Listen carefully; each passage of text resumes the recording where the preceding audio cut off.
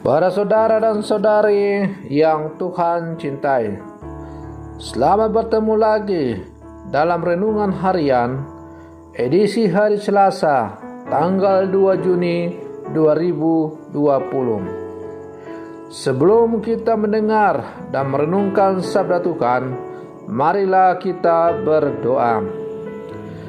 Dalam nama Bapa dan Putra dan Roh Kudus. Amin. Allah Bapa yang Maha Kuasa, syukur dan limpah terima kasih atas anugerah hidup yang Engkau berikan kepada kami di hari yang baru ini. Syukur dan limpah terima kasih atas penyertaan-Mu dalam istirahat kami semalam, sehingga kami boleh bangun di hari yang baru ini dalam keadaan yang sehat walafiat. Mengawali hari yang baru ini, kami hendak mendengar dan merenungkan sabda-Mu. Utuslah Roh Kudus-Mu kepada kami, agar menerangi hati dan budi kami, supaya kami dapat menangkap apa yang hendak Engkau sampaikan kepada kami. Biarlah sabda-Mu itu menjadi suluh dalam perjalanan kami di sepanjang hari ini. Terpujilah Engkau Bapa, Putra, dan Roh Kudus, kini dan sepanjang segala masa. Amin. Para saudara dan saudari yang Tuhan cintai, sabda Tuhan yang hendak kita dengar dan renungkan bersama diambil dari Injil Markus pasal 12 ayat 13 sampai 17. Tuhan sertamu. Inilah Injil Tuhan kita Yesus Kristus menurut Santo Markus. Pada waktu itu, beberapa orang Farisi dan Herodian disuruh menghadap Yesus untuk menjera Dia dengan suatu pertanyaan. Orang-orang itu datang dan berkata kepadanya, "Guru, kami tahu Engkau adalah seorang yang jujur. Engkau tidak takut kepada siapapun, sebab Engkau tidak mencari muka, tetapi dengan jujur mengajarkan jalan Allah. Nah, bolehkah kita membayar pajak kepada Kaisar atau tidak?" Tetapi Yesus mengetahui kemunafikan mereka, lalu Ia berkata kepada mereka, "Mengapa kalian mencobai Aku? Tunjukkanlah 1 dinar untuk kulihat." Mereka menunjukkan sekeping dinar. Lalu Yesus bertanya, "Gambar dan tulisan siapakah itu?" Jawab mereka, "Gambar dan tulisan Kaisar." Maka Yesus berkata kepada mereka, "Berikanlah kepada Kaisar apa yang menjadi hak Kaisar, dan kepada Allah apa yang menjadi hak Allah." Mereka sangat heran mendengarkan Dia. Demikianlah Injil Tuhan. Para saudara dan saudari yang Tuhan cintai, kontroversi di seputar otoritas Yesus mengarahkan kontroversi mengenai pengajarannya. Para pemimpin agama Yahudi memang sangat ingin menjatuhkan popularitasnya. Mereka ingin menjatuhkan Yesus bukan karena mereka tidak mengenal Yesus, tetapi mereka marah dan iri karena ketenaran mereka telah dikalahkan oleh Yesus. Status dan kedudukan yang mereka miliki sebagai tokoh agama kini tergeser oleh Yesus. Kalau sebelumnya sebagai seorang tokoh agama yang terpandang dalam masyarakat Yahudi, mereka begitu dihormati, bahkan mereka bukan hanya menikmati status sosial yang tinggi di tengah-tengah masyarakat, tetapi juga dari sisi ekonomi mereka menikmati dari sisi dari status mereka sebagai seorang tokoh agama itu. Kini dengan tampilnya Yesus, maka pelan tetapi pasti pengaruh mereka mulai tergerus. Tentu mereka menjadi marah dan iri karena mereka kehilangan segala-galanya karena Yesus.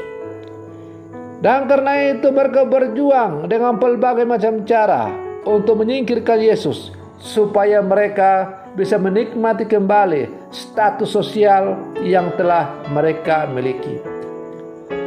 Maka kontroversi digulirkan di seputar isu sensitif, yaitu soal membayar pajak. Bukan karena para pemimpin agama itu tertarik menghadapi masalah sosial dari sudut iman, tetapi sebagai jebakan untuk menjatuhkan Yesus. Seandainya Yesus mengatakan, "Ya, tidak usah membayar pajak kepada kaisar," maka mereka ada alasan untuk menghasut pemerintah supaya menangkap Yesus karena melawan pemerintah. Sebaliknya, kalau mengatakan bahwa boleh membayar pajak kepada kaisar, maka ada alasan juga untuk menjatuhkan Yesus di hadapan orang-orang Yahudi, karena Yesus dianggap sebagai pengkhianat bangsa karena bekerja sama dengan penjajah. Orang Farisi dan Herodian, sebagaimana kita dengar dalam bacaan Injil tadi, sebenarnya memiliki paham politik yang bertentangan.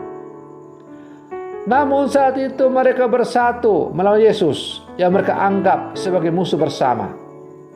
Mereka ingin memperhadapkan Yesus pada sebuah isu politik yang membuat mereka terpecah belah. Sejak Yudea menjadi sebuah provinsi dalam wilayah Kekaisaran Roma, pemerintah Roma meminta orang Yahudi membayar pajak. Dalam hal ini, setiap kelompok di Yudea berbeda pendapat. Orang Selot menolak membayar pajak kepada pemerintah asing. Orang Farisi membayarnya, tetapi sebenarnya sangat keberatan. Herodian rela membayar karena mereka mendukung pemerintah Roma. Bagaimanakah sikap Yesus dalam menghadapi jebakan Batman yang dilancarkan oleh orang-orang Farisi yang berkomplot dengan kelompok Herodian? Terperangkapkah ia ke dalam jebakan mereka? Dengan hikmat yang sangat tinggi, Yesus menggunakan koin gambar kaisar untuk menjawab bahwa orang Yahudi seharusnya membayar pajak. Jika kita menikmati berbagai fasilitas yang disediakan oleh pemerintah, maka kita wajib mendukung dengan membayar pajak. Jawaban Yesus ini menolong para pembaca Injil untuk memahami bahwa kekristenan tidak mengajarkan perlawanan terhadap pemerintah. Kewajiban kepada Allah tidak begitu saja menghapuskan kewajiban kepada pemerintah. Begitu pula sebaliknya, kewajiban kepada pemerintah tidak menghapuskan kewajiban kepada Allah. Berikan pajak kepada pemerintah, tetapi persembahkanlah seluruh hidupmu kepada Allah.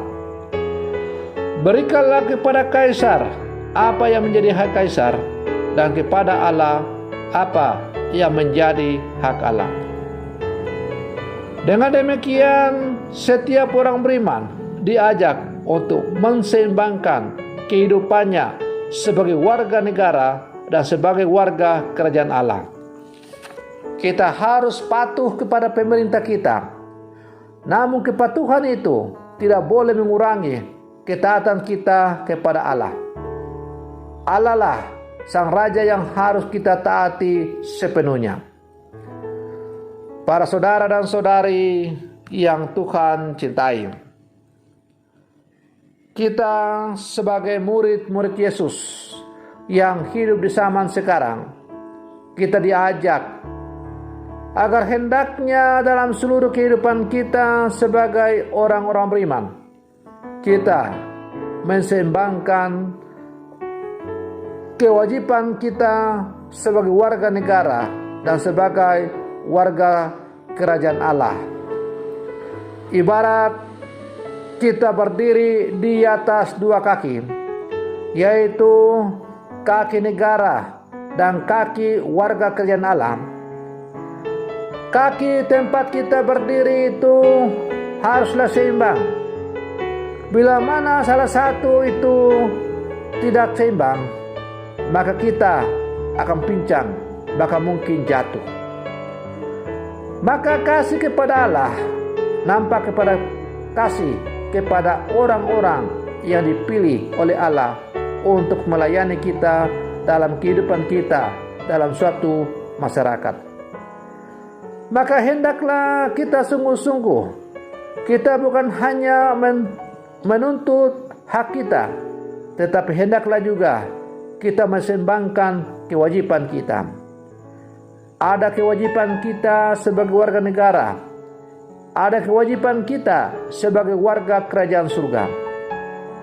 Ada hak dan kewajiban kita sebagai warga negara dan sebagai warga kerajaan Allah melalui sebuah perkumpulan umat Allah yang kita sebut dengan nama gereja.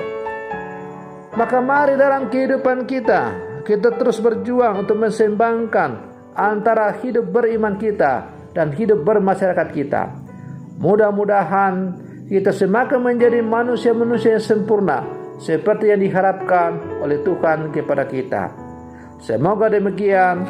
Tuhan Yesus memberkati. Amin.